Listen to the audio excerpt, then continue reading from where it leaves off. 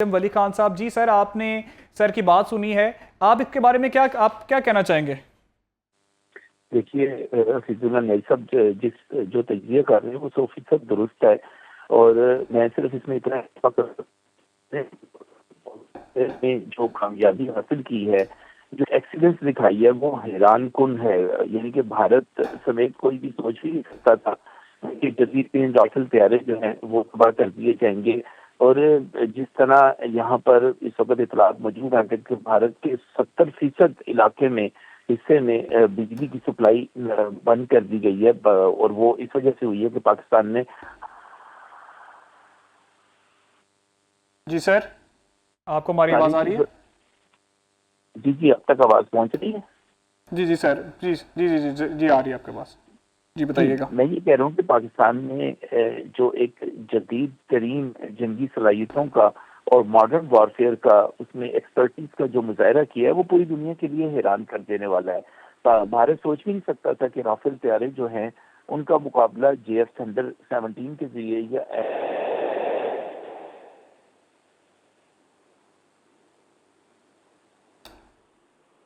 जी sir, हमें बताइएगा कि अब आगे की क्या आप सर सूरत हाल को देख रहे हैं? इंडियन मीडिया ये क्या अपनी सारी तबाही जो वो पहले नहीं मान रहा था, अपने जेट जो उसके तबाह हुए, पाकिस्तान ने उसको सबूत पेश किए कि भाई हमने ये इतने नुकसान तुम्हारा किया, तुम्हारे मुंह पे हमने जवाबी थप्पड़ इतना जोरदार मारा है कि जो रहती दुनिया तक ये याद रखा जाएगा। क्या इंडियन मीडिया या इंडियंस ये मान रहे हैं कि उनको इतना नुकसान पहुंच चुका है? क्योंकि वो मानते ही नहीं है कि उनका इतना नुकसान हुआ है। हमेशा पाकिस्तान सबूत के साथ उन्हें बताता है कि हमने तुम्हारा इतना नुकसान कर दिया है।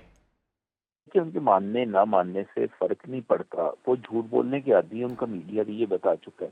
और हम क्या करेंगे इसके जवाब में मैं आपको दो चीजें कहूंगा। पहली चीज तो कुरान पाक के मुताबिक है, और कुरान पाक हमें इजाजत देता है कि अगर कोई तुम पर हमला करे और जितनी ताकत से वो करे उतनी ही ताकत से उसको जवाब दो। ये हमारा बैन अवी कवानीन के तहत भी हक है।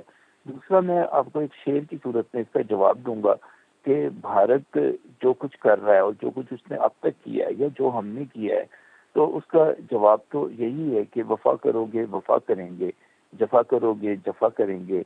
हम आदमी हैं तुम्हारे जैसे, जो तुम करोगे वो हम करेंगे, बल्कि हम तुमसे कहीं बढ़कर करेंगे, और हम बढ़कर करने की अहलियत रखते हैं।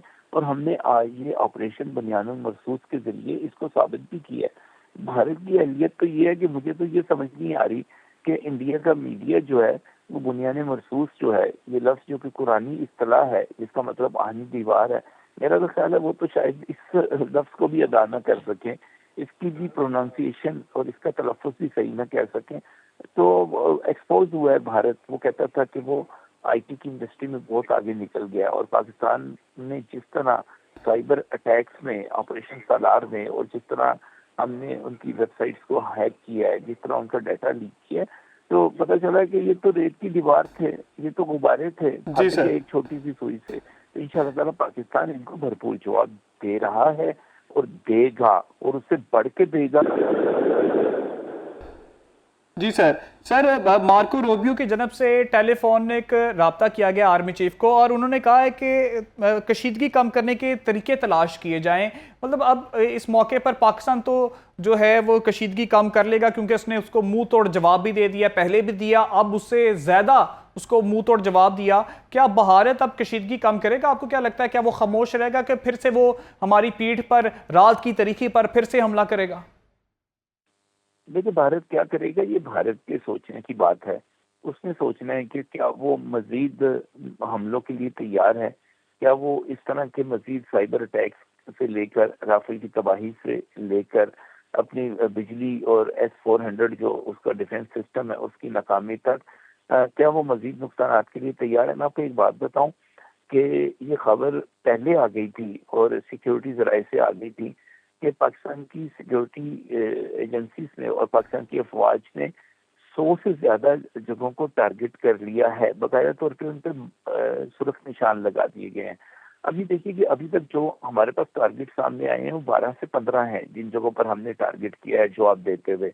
इससे पहले तो हम डिफेंस करते रहे। इसका मतलब क्या हुआ कि अभी हमारे पास हमारी इब्तदाई तैयारियों के मुताबिक 85% ٹارگیٹس ابھی باقی ہیں جن کو ہم نشانہ بنا سکتے ہیں، جن کی ہمارے پاس اہلیت موجود ہے.